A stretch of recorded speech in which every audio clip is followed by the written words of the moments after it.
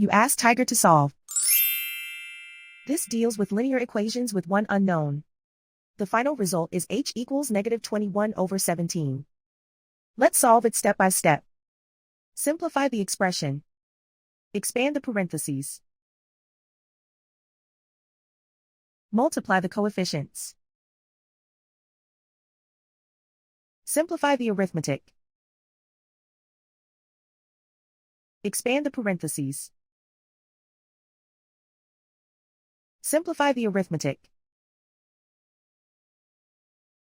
Group all constants on the right side of the equation. Add 21 to both sides. Simplify the arithmetic.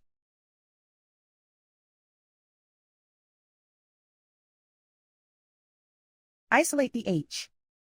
Divide both sides by negative 17. Cancel out the negatives. Simplify the fraction. Move the negative sign from the denominator to the numerator.